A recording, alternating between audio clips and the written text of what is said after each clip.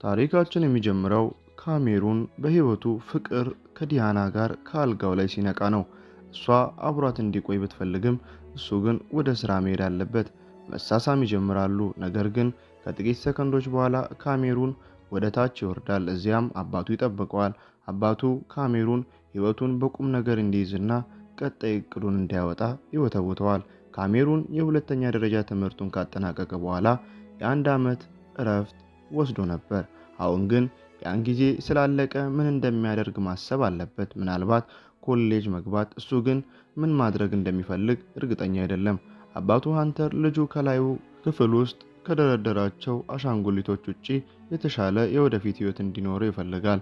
እናቱ ካርል ግን ለልጇ ትከላከልለታለች።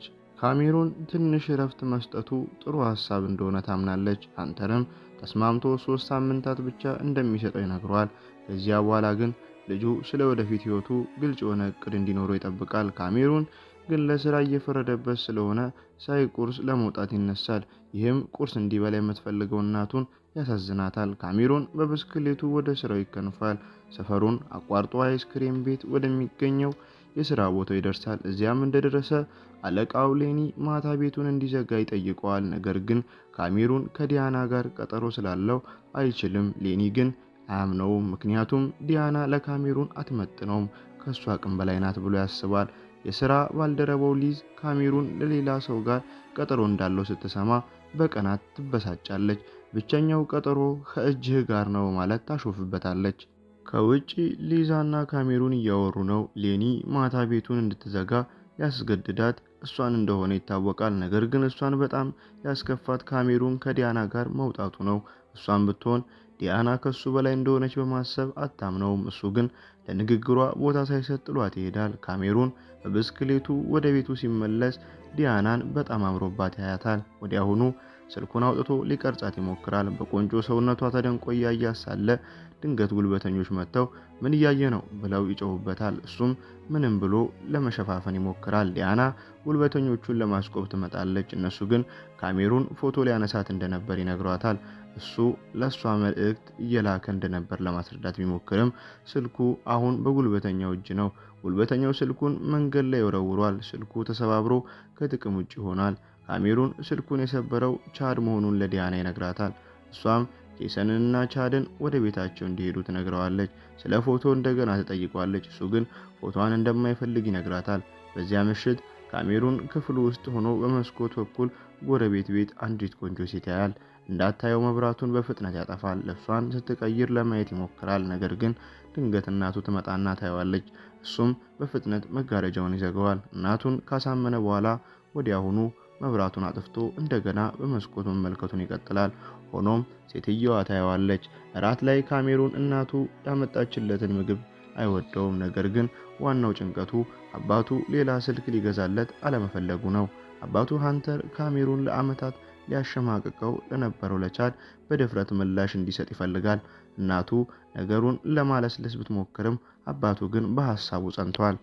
በዚህ መሃልም የቤቱ ደውል ይጮሃል። ካሜሩን በመስኮት ያያት ሴት መስለው ሲሄድ ግን ውይ ጉድ እያለ ይደነግጣል። ሲከፍተው ግን ዲያና ናት። እዚያ ሌላ ሰው የለም። ለቀጠሯቸው መጣለች። ስልኩ ስለተሰበረም ልታገኘው አልቻለችም። ወደ ፒዛ ቤቱ እየነዱ እየተዝናኑ ይሄዳሉ። እዚያም ደርሰው እየበሉ እያወሩ ሳለ ማርቲን ወደ ውስጥ ይገባል። ካሜሩን ዲያና እሱን እየሸሸች እንደሆነ ሳይረዳ ማርቲንን ይጠራዋል። ማርቲን ሰላም ለማለት ይመጣል። ነገር ግን ሁኔታው በጣም የማይመች ይሆናል። ካሜሩን በሁኔታው ቢስቅም ዲያና ግን ምንም አላስደሰታትም። ከፒዛ ቤቱ ወጥታ ትሄዳለች። እሱም ይከተላታል። መኪና ውስጥ ለምን እንደተበሳጨ ሲጠይቃት ማውራት አትፈልግም። በኋላ ግን ማርቲን በምረቃ ቀን ቀጠሮ አስይዞ እንደቀራት ተነግረዋለች። ለዛ ነው እንዴ ተሰማት። እያወሩ ሳለ ሊሳሳሙ ሲሉ ካሜሩን ያችን የጎረቤት ሴት በመኪናው መግቢያ ላይ ያያታል። መሄድ አለብኝ ብሎ እየተቆጠበጠ ወደ ቤት ይገባል። ወደ ውስጥ ገብቶ ሲያይ ሴትዮዋን ያገኛታል። ግን ወዲያው ትሰወራለች። መነጋገር አለብን ብሎ ሊገጥማት ቢሞክርም እሷ ግን የበላይነቱን ትይዛለች። ስሟ ቪክቶሪያ ይባላል። የቤቱ ጠባቂ ነኝ ትላለች። ካሜሩን ወላጆቹ እንዳይሰሙ ይቅርታ ጠይቆ እንድትወጣ መንገድ ያሳያታል። እሷ ግን እንዳያደርሳት ትጠይቋለች። በመንገድ ላይ ስለ ፍቅረኛዋ ሲጠይቃት መሞቱን ይነግረዋል። እሱ ሊሽኮረክርላት ቢሞክርም እሷ ግን ዝም ትለዋለች። የአንድ ፓርኪንግ ቦታ ላይ እንዲያቆም ትነግረዋለች። ቦታው ተዘግቷል። እሷም ጥላው እንዳይሄድ የመኪናውን ቁልፍ ይዛ ትወርዳለች። ደጃፍ ላይ ከአንድ ሰው ጋር ትገናኛለች። እሱም ወደ ውስጥ ያስገባታል። ካሜሩን ብቻውን ውጭ ይቀራል። ምን እየተካሄደ እንደሆነ ለማየት ሲወርድ ያ ሰው እርዱኝ እያለ ሲጮህ ያየዋል። ካሜሩን በፍጥነት መኪና ውስጥ ገብቶ ይቆልፋል። ቪክቶሪያ ግን ወጥታ የሰውየውን አንገት በመንከስ ትገድለዋለች። ካሜሩን ለማምለጥ ቢሞክርም ትይዘዋለች።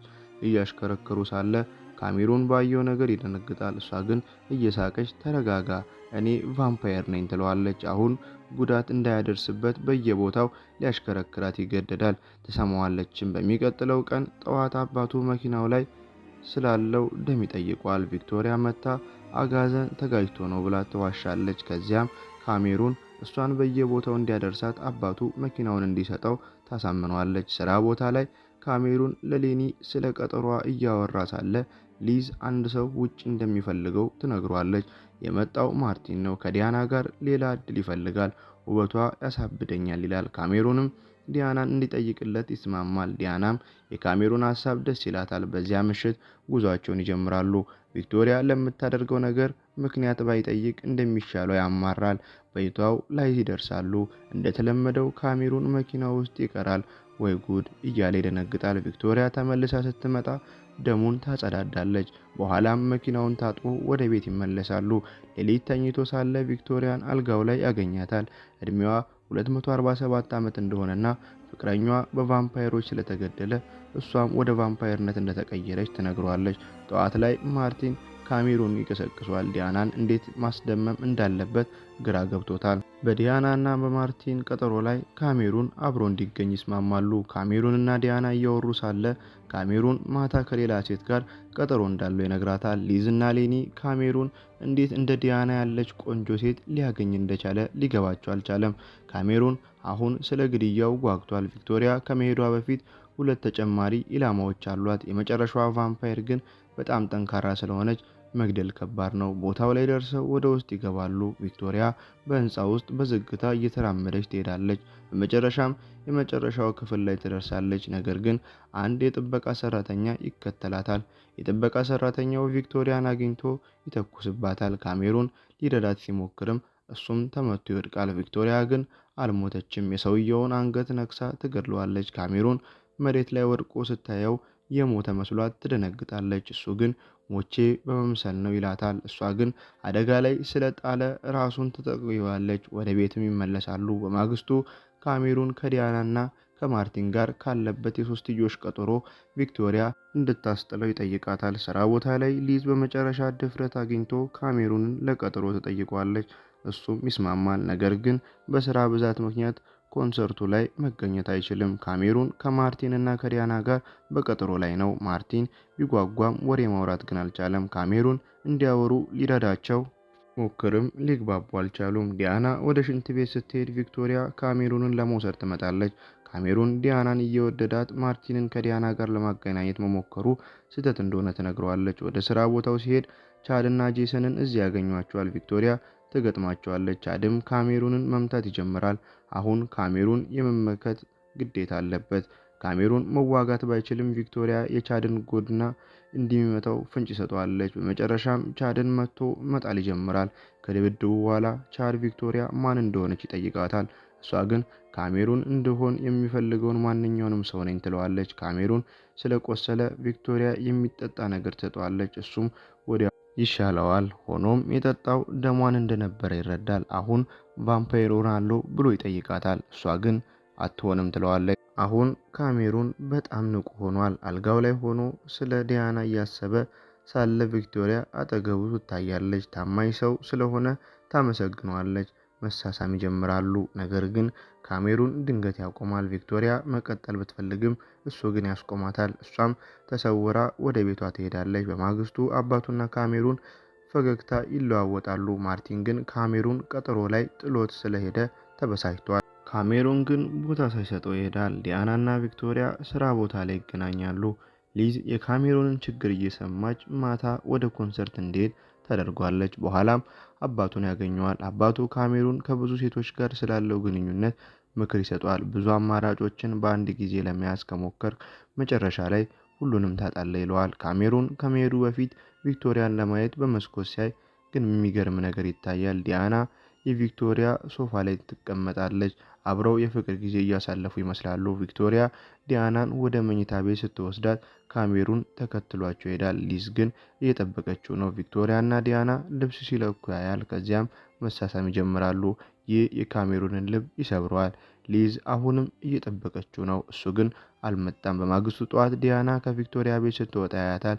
ቪክቶሪያ ትዕይንቱ ደስ ይል ነበር ብላ ትጠይቋለች። ቪክቶሪያ ዲያናን እንዲረሳት እየረዳችው እንደሆነ ታስባለች። እሱ ግን በጣም ተናዶ ከእንግዲህ አልረዳሽም ይላታል። እሷ ግን የምታዘውን እንደሚያደርግ ትነግሯለች። በኋላ ላይ ካሜሩን ማርቲንን ጫካ ውስጥ ያገኘዋል።